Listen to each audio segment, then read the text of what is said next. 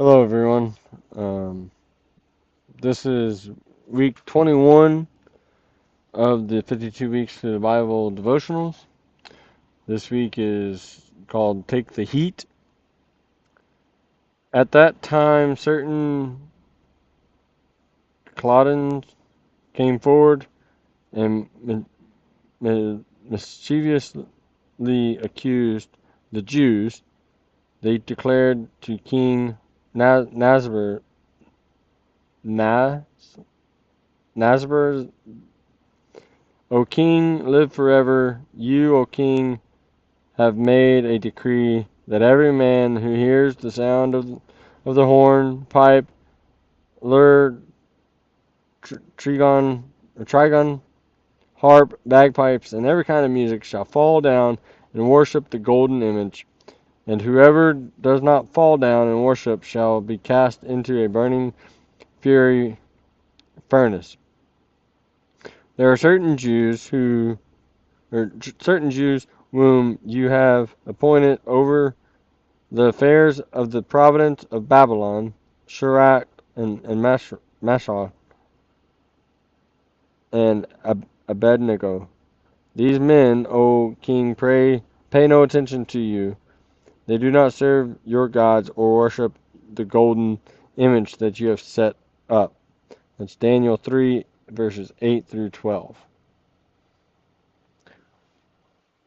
Nebuchadnezzar raised a 90-foot golden image of his pagan god.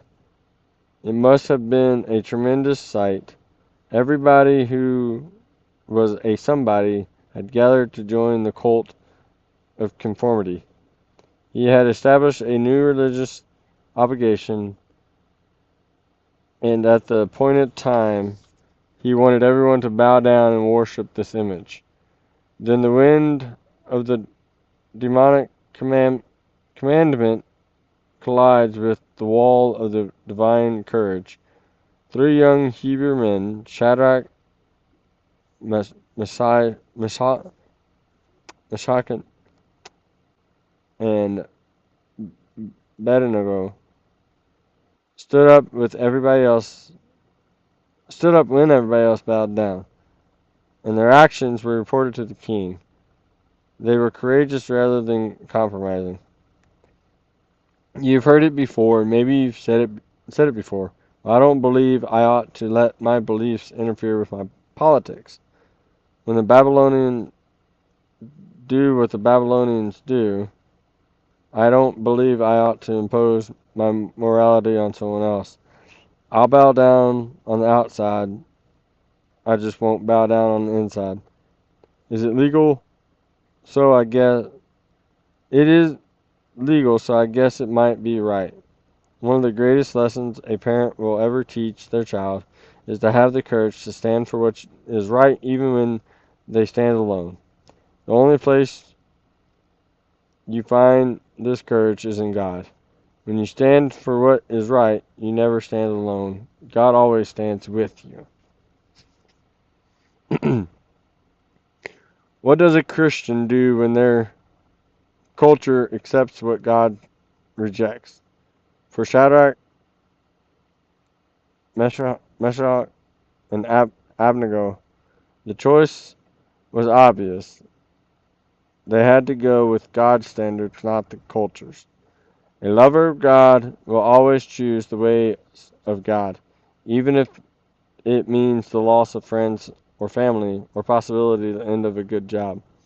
It is called courage, and it's the hallmark of every mature Christian. Each of us must ask ahead of time what we do when our culture is on a collision course with our faith. And we can take our cues from Shadrach, Meshach, and Abednego to teach our children to do likewise. So this week, this devotional pretty much saying that if you're a true Christian and that you believe in God, do what God thinks right, not what everybody else is doing. Don't be in with the in crowd. Be in with God. Sorry this one wasn't that. Sorry I didn't read this one that great, and sorry that it's a little bit shorter. I'm really tired. It's really late. I've been working all day. So y'all have a wonderful day, night, evening, wherever you're at, whatever you're doing. Hope you're having a wonderful time and getting to spend it with people that you love and doing something that you love. Y'all have a wonderful week, and God bless. See you next week.